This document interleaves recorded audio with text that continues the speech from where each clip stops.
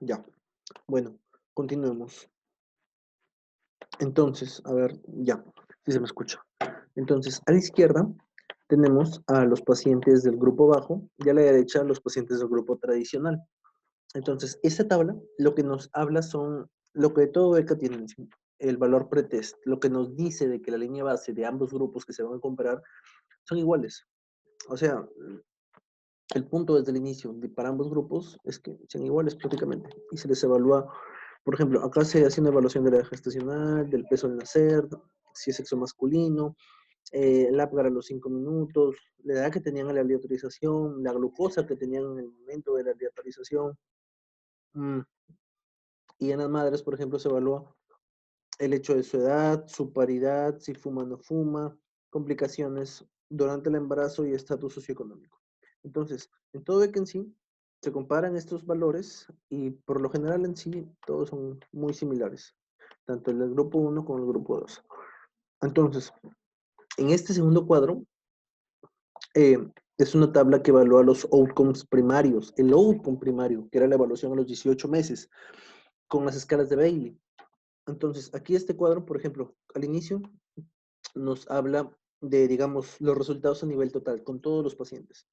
Y en los siguientes, digamos, en las siguientes partes del cuadro ya hace una subdivisión, un subanálisis. Por ejemplo, acá hace un subanálisis de los pacientes pretérmino, un subanálisis de los pequeños para la gestacional, de los grandes para la gestacional y aquellos que son hijos de madres con diabetes.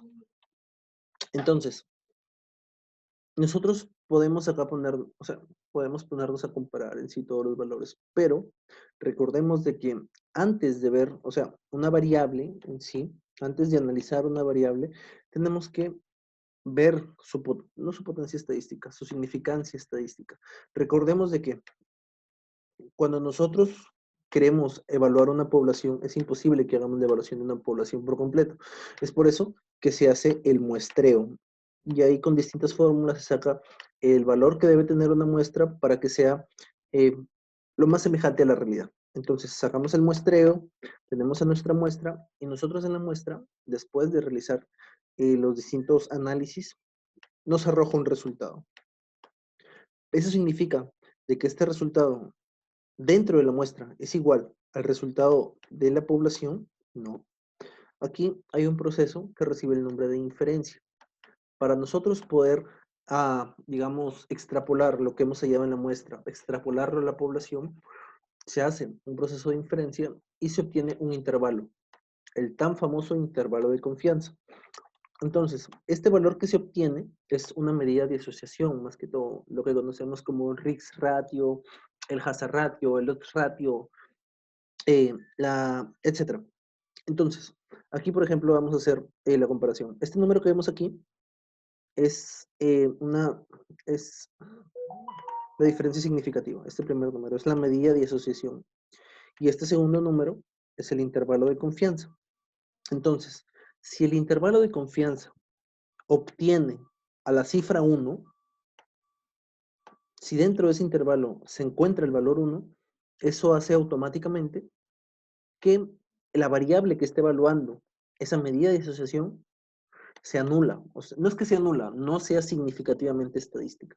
Entonces, por ejemplo, acá yo digo, mira, en el score cognitivo, Bailey encontró de que, a ver, ya, de que el grupo bajo tenía un mejor score cognitivo que el grupo tradicional. Y aquí encontramos que el grupo tradicional tiene un mejor score motor que el grupo bajo.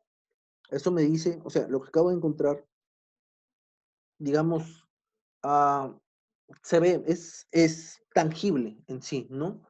Pero estadísticamente no tiene valor porque, o sea, lo hemos encontrado en la muestra, pero al ver el intervalo de confianza nos damos cuenta de que no se puede extrapolar a la población, por ende no es significativamente estadístico. Entonces, si analizamos todos los intervalos de confianza, todos incluyen el valor 1 en estos outcomes primarios. Entonces, ¿eso qué hace? Que todo lo que se encuentre en esta tabla no sea significativamente estadístico. Entonces, dentro de estos outcomes primarios no se encontró algo palpable. Entonces, ya en los outcomes secundarios, ya empezamos, digamos, de frente. A ver, la medida de asociación, el intervalo de confianza, ¿es significativamente estadístico o no es significativamente estadístico? Y aquí, ahorrándoles el trabajo, de frente, denoto cuáles son los significativamente estadísticos. Entonces, vamos a evaluar uno por uno. Por ejemplo, aquí, el número de mediciones de glucosa. Como recordarán yo que dije, de que mientras más mediciones de glucosa tenga un paciente, significa que está evolucionando de mala manera. Entonces, mientras más medidas de glucosa tenga, significa de que, digamos, no es un buen grupo. Entonces, como nos damos cuenta, el grupo tradicional tiene más medidas de glucosa. ¿Eso qué significa? De que el grupo, digamos, el grupo bajo, en esta parte, es mejor que el grupo tradicional. Y esto sí es palpable, o sea, sí el intervalo de confianza sí cumple con lo que es significativamente estadístico. Entonces, por un lado, ya tenemos un valor palpable. Otra cosa, la concentración de glucosa post-tratamiento, que nos damos cuenta de que el grupo tradicional tiene una concentración de glucosa mayor que el grupo bajo. Entonces, ¿eso qué no significa? Otro punto, un punto a favor para el grupo tradicional. Otra cosa, los episodios de hipoglicemia después de la aleatorización, post-tratamiento, en sí. ¿Cuántas hipoglicemias llegó a tener ese paciente? O sea, objetivadas. Entonces, el que tuvo más fue el grupo abajo. ¿Eso qué significa? De que el grupo tradicional fue mejor en ese sentido, obviamente. Luego, acá no se encontró mucho en sí. Acá, en la severidad de la hipoglicemia, acá fue tangible la no hipoglicemia en sí. Fue significativamente estadístico. La no hipoglicemia y 38.2. No, esta no es significativamente estadístico. Lo siento, me he equivocado. Ya. Entonces, la no hipoglicemia. Entonces, acá que nos damos cuenta de que los pacientes del grupo tradicional no tenían, o sea, dentro de la severidad de la complicación, era más frecuente de que esa severidad sea no hipoglicemia en sí. Entonces, otro punto a favor para el grupo tradicional. Y luego de esto, ya todos los que vienen acá son puntos a favores para el grupo bajo.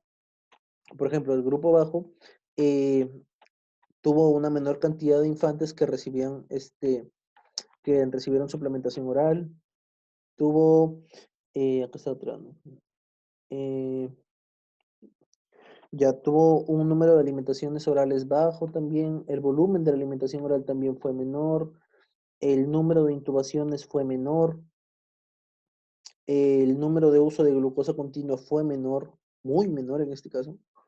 El uso del bolo fue menor también, aunque esta está para analizar porque solamente es un 6 contra 12. O sea, está para pensar esta parte. Creo que en este no se puede dar una conclusión exacta. Luego, los días de hospitalización del recién nacido. Acá también punto a favor para el grupo bajo porque tiene menos días de hospitalización. Los días de hospitalización en la madre, punto a favor para el grupo bajo también porque tiene menos días de hospitalización. La duración de la lactancia. Acá la única significativamente estadística es la evaluación de la variable de más de 3 meses. Más de 3 meses de duración de la lactancia. En este caso, menos pacientes del grupo bajo tuvieron una mayor duración de lactancia en comparación del grupo tradicional. Entonces, como nos damos cuenta, el grupo tradicional técnicamente fue superior solamente en 3 variables, a diferencia del grupo bajo, grupo tradicional, que fue superior en la gran mayoría de variables. Eso nos hace pensar de que el grupo bajo es mejor que el grupo tradicional. No. ¿Por qué? Porque si nos damos cuenta, el grupo tradicional, por ejemplo, aquí en el tercer ítem que evalúa, infantes con episodios de hipoglicemia después de la randomización. Técnicamente, el grupo tradicional evitó, a ver, evitó episodios de hipoglicemia recurrente, prácticamente. Segundo punto, dentro de la cuarta variable que evalúa la severidad de la hipoglicemia, el grupo tradicional también evitó técnicamente episodios graves, o sea, prácticamente evitado lo más importante del grupo tradicional. Entonces, no podríamos decir con lo que hemos obtenido. O sea, podemos decir, el grupo bajo es mejor que el grupo tradicional en ciertas cosas y el grupo tradicional es mejor que el grupo bajo en ciertas cosas, pero no se puede dar una conclusión pura en sí. Entonces, ¿qué es la conclusión que arroja el estudio? De una conclusión solamente de su outcome primario que encontró. ¿Y qué encontró en el outcome primario? Como recordaremos, o sea, no encontró algo significativamente estadístico.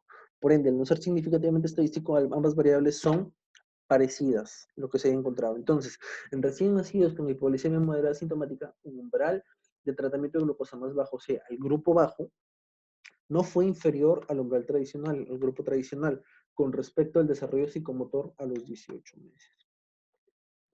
Entonces, eso concluye. Y técnicamente todo lo que hemos encontrado en la segunda tabla de los outcomes secundarios. Algunas variables a favor del grupo tradicional y algunas variables a favor del grupo bajo.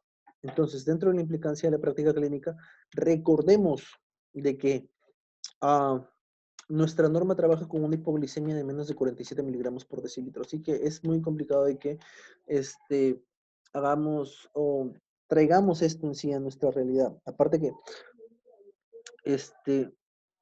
que ya está plasmado en sí este valor en una norma técnica, este estudio se ha realizado en, en Holanda, un país prácticamente del primer mundo, a diferencia del nuestro, que es un país subdesarrollado.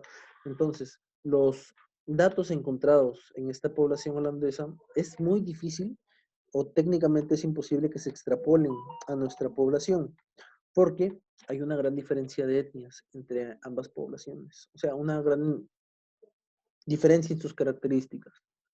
Tienen una anatomofisiología distinta, así que por ende es muy, digamos, es muy difícil de extrapolar este estudio a nuestra población. Entonces, lo que se recomendaría es que se hagan más estudios de este calibre, ya que la mayoría de estos estudios de este tema son observacionales y este técnicamente es pionero en digamos, en estudios experimentales en este tipo, en comparar técnicamente dos umbrales en sí. Es pionero en sí en hacer esa comparación, este estudio. Entonces, se buscaría que se hagan más estudios de este tipo en nuestra población para ver qué datos tiene nuestra población respecto a estas variables. Y bueno, doctores, este es un resumen. Aquí, como recordaremos, 689 eran los que llegaron a la letorización en sí. Y de estos 689, recordemos de que solamente 582 se tuvo los outcomes primarios. O sea, no se logró hacer el seguimiento de todos esos 689. Entonces, acá, por ejemplo, está el grupo bajo, el del umbral de menos 36 miligramos por decilitro, y aquí encontramos el grupo tradicional, el del umbral de menos 47 miligramos por decilitro. Entonces, en la parte cognitiva del score Bailey, aquí se encontró, por ejemplo, 102.9 más menos 0.7, y acá 102.2 más menos 0.7. Pero si vemos en la medida de asociación, esta medida, 0.7, el, el intervalo de confianza contiene a la cifra 1, por ende no es significativamente estadístico lo que encontremos. Si acá objetivamos, mira, el grupo base tiene mejor desempeño cognitivo frente el grupo bajo, frente al grupo tradicional, pero no es estadísticamente significativo. Y acá lo mismo pasa, en el grupo motor más bien se encuentra que el grupo tradicional es mejor que el grupo base, pero también el intervalo de confianza al contener el valor 1 hace que este hallazgo no sea significativamente estadístico. Entonces, ese sería, este cuadro sería el resumen de toda la exposición. Y ahí está la referencia bibliográfica y bueno, muchas gracias.